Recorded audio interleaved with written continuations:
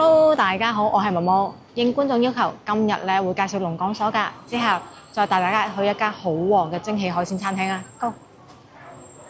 呢度咧就係1號線地鐵龍港所站 C 出口，一出嚟咧旁邊就係龍港所啦。因為1926年嘅時候國共合作，喺番禺學宮呢度咧舉辦咗第6屆農民運動講習所，所以咧就叫做龍港所啦。咁大陸課嘅近代史咧我就唔講啦，我咧係會介紹古代史同埋古代建築風格嘅。今期咧係全網罕見嘅番禺學宮導覽，中間嘅門口咧係叫做凌星門，係用花崗岩整嘅6柱3間沖天式牌坊，雕刻咗雲龍紋做裝飾，普古石咧係後置㗎。行過咗凌星門就會見到泮池拱橋啦，以前都有介紹過啦。《禮記》裡面記載，學宮咧就叫做泮宮，泮就通泮，意思咧就係泮於天子之宮，所以全部學宮門口咧都會設有一個泮池。秀才入學嘅時候咧都要圍住泮池走一圈，呢個咧就係入泮嘅説法啦。咁樣高考前過嚟泮池行一圈，唔知會唔會有奇效呢？龍港所嘅前身咧就係番禺學宮，始建於明朝洪武3年，即係1370年。係明朝時期廣州地區嘅官辦學校，咁通過咗番禺縣試同埋廣州府試嘅秀才咧，先至可以喺呢度讀書㗎，備考更高層次嘅科舉。番禺學宮嘅番禺咧，其實就唔係指依家嘅番禺區。古代嘅廣州咧係分為南海縣同埋番禺縣嘅，大概咧就係以依家嘅解放路為界，西關嗰邊咧就係南海縣啦，而東山嗰邊咧就係番禺縣啦。呢個咧係大城門，取自孔子，就古代文化大城嘅意思。正中間咧係有番禺學宮4個大字嘅，上面咧就有石灣文魚壁做嘅雙龍戲珠圖塑，瓦脊咧都有好多圖塑。文魚壁做嘅出品咧手勢依然都係咁好啊！咁我哋拍陳家祠嗰陣時咧都睇過好多啦。硬山頂瓦咧係用黃瓦，因為學宮咧係科舉考場，係為皇帝選拔人才嘅地方，所以咧都係可以用黃瓦嘅。屋檐嘅呢種結構形式咧就叫做飛檐斗拱啦，咁係明清時期重要建築嘅標誌性特徵，普通建築咧係唔可以用㗎。龍港所咧就仲保留住番禺學宮嘅建築格局，因為番禺學宮咧係根據傳統禮制起嘅，所以建築風格咧就係好古典嘅紅牆黃瓦、雕梁畫棟，左右對稱，格局完整。裡面咧係有大成殿、明倫堂、崇聖殿，係典型嘅廟學合一風格，所以咧就有好多人都叫龍港所做廣州小故宮。呢個殿咧就叫做大成殿，係古代祭祀孔子嘅主殿，鐵山頂都係鋪黃瓦嘅，正脊咧都係雙龍戲珠琉璃脊。大殿兩邊嘅廂房咧，古代係用嚟祭奠孔子嘅弟子同埋歷代名譽㗎。呢個殿咧就叫做崇聖殿，又叫做崇聖祠。古代咧就係用嚟祭祀孔子5代祖先嘅地方。中路咧就介紹完啦，有冇發現呢？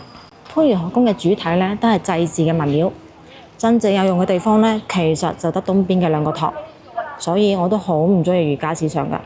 搞埋晒呢啲君君臣臣、父父子子。呢個咧係明倫堂，明倫咧就係明白倫理道德嘅意思，係硬山頂磚木結構。古代嘅時候咧係秀才讀書上課嘅地方。古代嘅讀書人咧係要通過縣試、府試、院試先至可以成為秀才嘅，咁先至有機會嚟學宮讀書㗎。學宮讀完書咧先至可以去參加科舉考試。係要一級級咁樣考試，響鄉試裏面中舉人，會試裏面中貢士，殿試裏面中進士，之後咧先至可以做官㗎。不過咧，響明清時期，除咗科舉之外咧，貢舉都係另外一條路。番禺學府嘅呢啲官方學府咧係有名額可以推薦優秀學生做貢生嘅，入讀國子監，咁咧都係有機會做官㗎。呢個咧就係以前科舉考試嘅場景，係每個人獨立咁樣坐喺間屋仔入邊咧寫答案㗎。呢個咧就係光濟堂，同明倫堂一樣，都係秀才讀書嘅地方。呢個咧係以前清朝時期嘅狀元牌匾，仲有光緒時期嘅進士牌匾。番禺學宮仲可以剩翻落嚟嘅建築咧，就已經介紹完啦。其實大部分建築咧都已經睇唔到啦。不過都算好啦，廣東省咧就得番禺學宮、德慶學宮同埋揭陽學宮可以保留到落嚟，其他咧就更加慘啊！就好似廣州另外兩個學宮啊，廣府學宮同埋南海學宮咁，都已經渣都冇噶啦。龍港所咧就介紹完啦，咁我哋出發去食蒸汽海鮮啦，Go！龍港所嘅對面咧就係珠江星火1926購物中心，其實呢個商場咧都係連通地鐵站嘅。龍港所附近咧真係好多嘢食噶。珠江星火旁邊嘅呢條路咧就係德政中路啦。之前咧我詳細拍攝過一期美食掃街。係由文明路一直掃到嚟呢度㗎。如果去北京路玩嘅觀眾呢，係非常建議大家睇一睇㗎。呢度嘅美食質量非常高。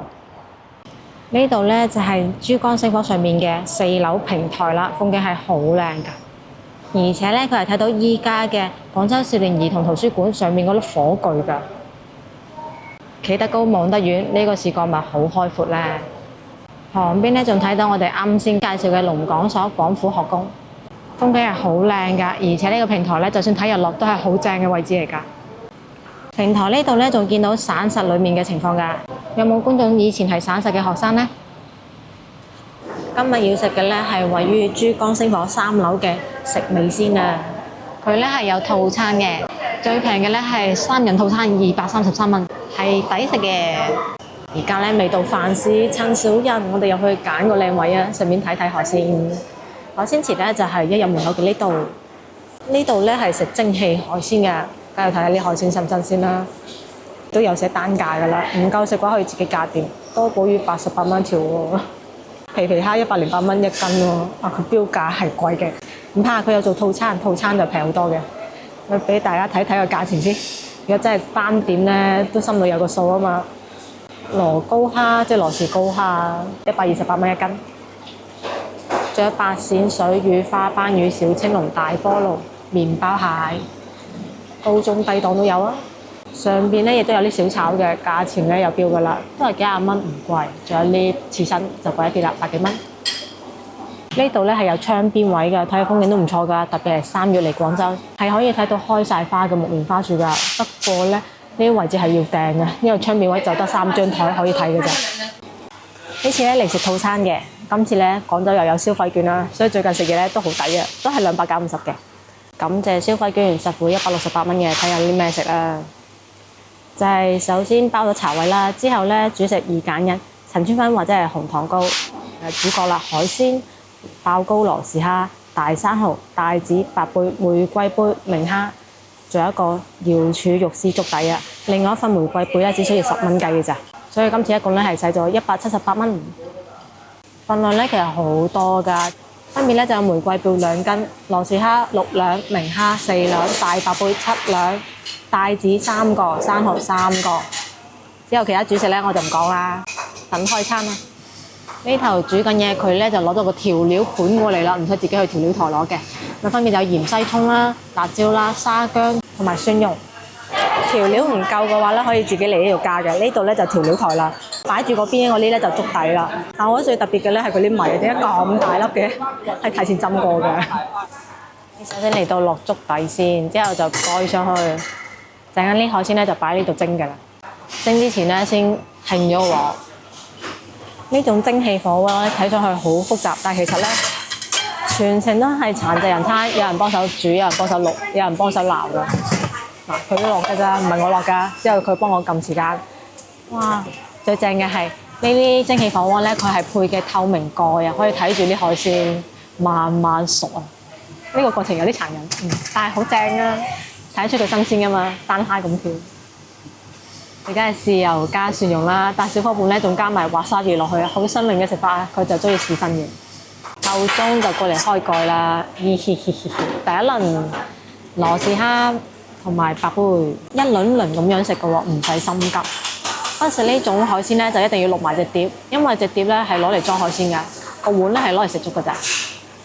每一隻咧都自然爆開㗎，呢個新鮮程度唔使我講啦。咁佢嗰啲汁咧都冇嘥到㗎，係全部流晒落去下邊嘅粥底度㗎。所以呢種蒸汽食海鮮咧係一滴都唔嘥㗎，海鮮嘅精華全部落晒肚。我哋開餐啦！呢種蒸汽食海鮮咧其實健康啲㗎，唔使俾咁多油啊。所以曾經我媽咪咧都好沉迷呢種食法㗎，因為老人家啊嘛，唔想食咁多熱氣嘢啊，又想食海鮮喎，所以就揀呢種啦。我都開餐啦。哇，非常之鮮甜，而且冇沙，好乾淨。佢有海鮮池咧，可以養過，所以肯定會吐乾淨晒沙，有保證。白貝真係超級甜，唔點醬料仲好食啊，甜過初戀啊！哇，雖然我好心急想食啊，但係真係好熱啊，飆晒煙嘅。我擺喺隻碟度攤一攤度先，就真係睇到有膏嘅喎。咁我就拆開個蝦頭，俾你哋見一見真容。哇！唔係講笑，呢個爆膏爆咗喺我呢邊，嚇親我。係咪真係好大嚿膏咧？摸完乾淨企理，可以開餐啦！我就食先啦，一啖噬咗佢個頭先。咁香，邊有唔好放佢生？真係好正，好鮮甜，而且呢個好雜實，係新鮮嘅味道啊！呢種咁鮮甜嘅海鮮咧，就一定要用蒸汽火鍋嚟煮，原汁原味，一滴都唔會浪費。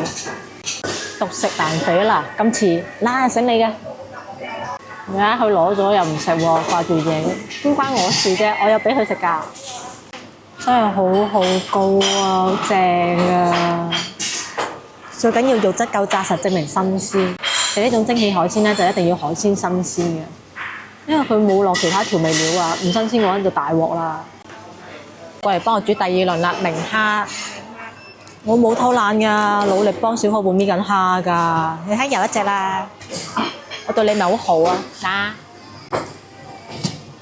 係真係有食㗎，真人嚟㗎，俾佢食咗啦。就搣下一隻，都係你嘅。話咁快下一輪熟啦，明蝦7隻開餐。不過咧，新鮮嗰時真係好熱啊，所以心急咧都要等佢凍啦。擺陣先，我唔想淥親啦。呢頭夾晒啲明蝦出嚟就開始蒸大字啦，3隻大字，咁我就開餐明蝦啦。蒸5分鐘啊！蒸5分鐘，得4隻蝦陪我度過呢5分鐘，好艱難啦，1分鐘一隻蝦。擺凍咗之後就可以搣蝦啦。我就係一個勤勞嘅搣蝦工啊！我成日都以為佢好似好慘咁樣啦，我覺得我慘啲咯。以前咧，佢服侍我食嘢，而家全部都係我服侍佢食嘢啊！呢個個頭滿唔滿意啊？肯定冇啱先羅氏蝦咁大隻嘅，但係都好好肉啦，都唔錯嘅。開餐，點少少豉油蒜蓉，非常鮮甜。我就覺得明蝦咧好似個羅氏蝦咯。明蝦嘅鮮味咧更加明顯，羅氏蝦咧就口感好，肉質紮實，佢咧夠晒鮮甜。呢頭食完蝦就到我嘅帶子熟啦，有好多粉絲同埋蒜蓉，色香味俱全啦。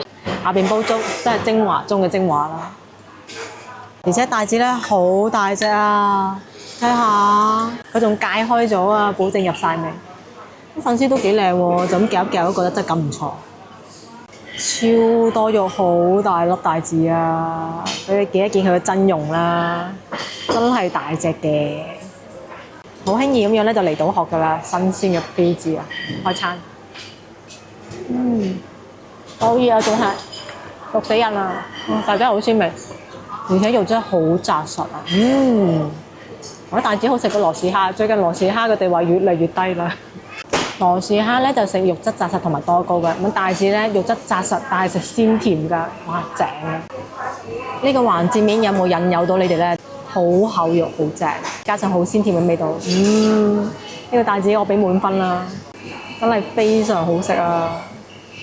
睇嗰種肉嘅質地幾靚。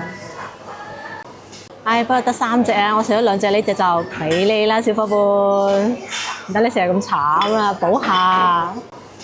玫瑰貝都熟啦，真係連續食海鮮食得我有啲忙啊！呢隻咧就玫瑰貝啦，又叫做日月貝。今次嘅貝嘅數量有啲多，所以佢會幫我拔起身落個碟度。方便食，亦都方便佢快啲煮下一輪啦。如果唔係幾個鐘頭都食完呢餐咯。因為每份海鮮咧都要煮4到6分鐘嘅，咁啊少數怕長計啊。呢度咧係2斤嘅玫瑰貝，大概10幾隻啦。但係咧有一隻係冇開口嘅，甜甜。一隻啫，好，我原諒佢。開餐，肉質都好飽滿下嘅，幾靚嘅。就因為佢殼咧有少少咁樣玫瑰色啊，所以就叫佢玫瑰貝啦。係呢幾年廣州好流行嘅一種海鮮。咁啊唔單止要樣好睇嘅，仲要好食噶嘛，我就唔客氣啦。我覺得佢反而冇白貝咁甜喎，但係肉咧係多好多嘅，口感亦都係比較紮實嘅，而且好爽冇生，都抵食嘅。不過2斤咧先得10幾隻嘅話，如果佢第2份10蚊雞嘅話就值得加，如果係原價嘅話就，我覺得呢種貝最大嘅賣點咧都係顏值啊，連肉咧都係咁嘅顏色嘅，睇上去咧特別少女，所以特別吸引到而家呢年輕人嘅喜愛嘅。味道咧，我覺得係唔夠白貝鮮甜嘅，但係肉質咧係比白貝仲要紮實，好有口感，大啖肉啊！緊接住要蒸嘅係生蠔啊！唉，小夥伴有啲太補啦吧？生蠔來了，最補係佢啦，原汁原味蒸生蠔啊，一滴都唔好嘥。雖然套餐入邊就得3隻，但係真係好大一隻啊，好聚手啊！上面就擺咗少少蒜蓉嚟調味嘅啫，哇！真係啲汁水多到幾飽滿，幾誘人。啊，呢個肉質嘅感覺幾好，大家一齊加個油啦！超大隻生蠔，好多汁啊，真係好正啊！加油站我嚟啦，鮮甜，完全冇蠔腥味，就係鮮甜。呢種原汁原味嘅煮法真係好講食材新唔新鮮。食到咁多款啦，佢呢度啲食材咧係確實新鮮好食，而且係冇沙，食起身咧安全又放心。哇！最後梗係連汁都唔放過啦，真係好好。一滴油都唔好放落去，今晚勁啊！1到6點鐘咧係真係好多人㗎。如果想食呢間嘅話，就建議一係咧就早啲嚟，一係咧就訂定位咯。訂咗位嘅話，就算過咗6點鐘都可以保留㗎喎。特別係窗口邊呢啲，全部俾人訂晒㗎啦！真係要坐窗口位嘅話，就提前訂位啦。原來菜都係用蒸嘅喎，係咪全程一滴油都冇啊？非常之健康，營養均衡啊！食菜不過咧就唔詳細拍啦。但係有一點可以話你哋知嘅就係，佢見咧我呢度食剩咗1隻玫瑰貝，然之後話咧換2隻俾我喎，因為佢冇開學啊嘛。但係唔知係本身服務咁好啊，定係有攝影機嘅家庭咧？呢種蒸汽火鍋咧煮菜就麻麻地啦，好似煮過籠嘅菜都腍滋滋嘅，再靚嘅菜咁煮法都係唔得嘅。估唔到煮食都係要蒸嘅喎，佢蒸咗個陳村粉同埋補俾我嗰2隻玫瑰貝啊，好過癮啊！蒸陳村粉，最後嘅主食陳村粉同埋有2隻，咦真係會開過嘅玫瑰貝，不過點解呢2個玫瑰貝嘅殼咧有少少唔同嘅？啊不過樣係一樣嘅，哇唔會細嘅喎，你睇睇隻巨型玫瑰貝啊！非常之大，冇偷工減料啊！希望唔係攝像機加成啦。陳村粉咁樣蒸完之後咧，你覺得正唔正啊？嗱，凍咗再蒸翻熟嘅喎。陳村粉上面有好多嘅白芝麻，同埋有豬肉碎，界好晒一塊一塊咁樣嘅，試試個味道啦。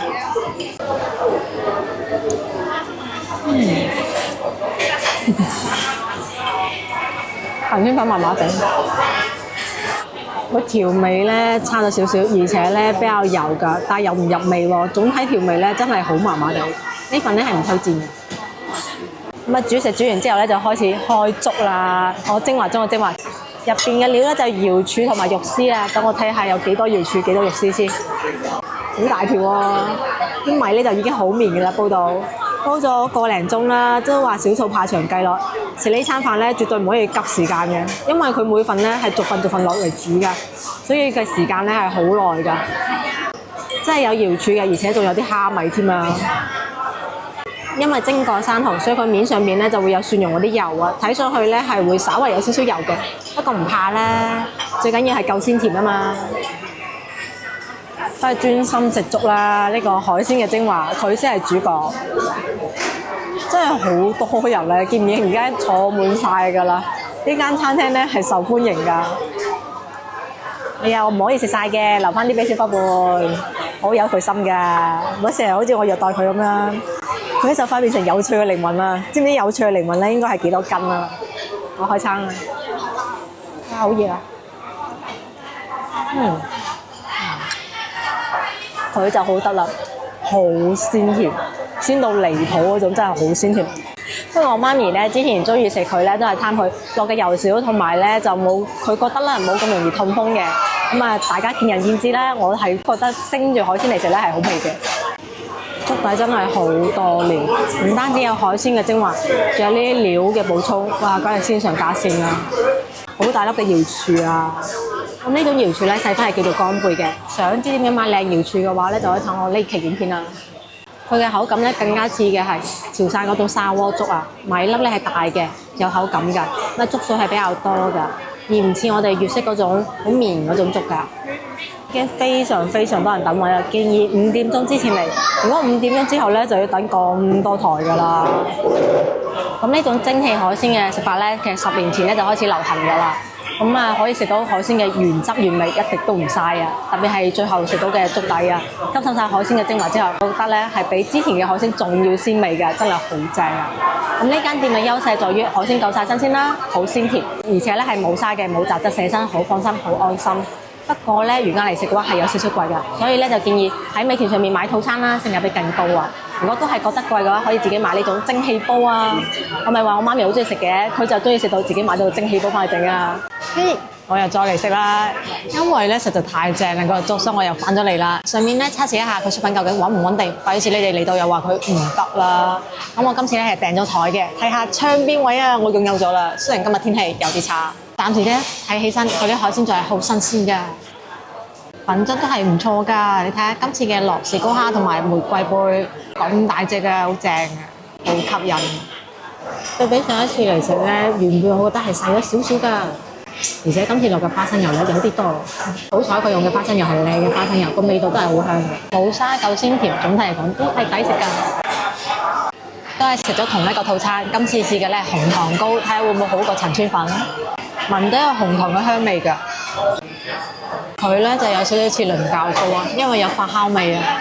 唉，嚟呢度都係專心食海鮮啦，海鮮係唔錯嘅，主食同埋菜咧都麻麻地，心心念念嘅海鮮粥可以食啦。咁佢咧都仲係有瑤柱啦、蝦米、魷魚啦，仲多咗南瓜添啊！而且今次嘅粥咧係冇咁油嘅，佢粥咧就依然都係咁正嘅。哈根達斯9.9一球，有香草、曲奇、草莓同埋夏威夷果仁味，抵食㗎！食唔飽嘅嚟一個啊！咁樣咧就食完咗第2次嘅蒸汽海鮮啦，出品水準咧係好穩定嘅，依然都係好食。你睇下我已經食晒啦，非常之飽，好滿意。呢間店咧都仲係5星推薦㗎，所以咧如果以後我哋係5星推薦嘅店咧，我哋係會盡量咧試多次嘅，保證佢出品穩定先介紹俾大家嘅。咁今日視頻咧就到呢一度啦，所以個視頻記得關注我頻道喎，點個 like 啊，分享俾朋友仔，下期見啦，拜拜。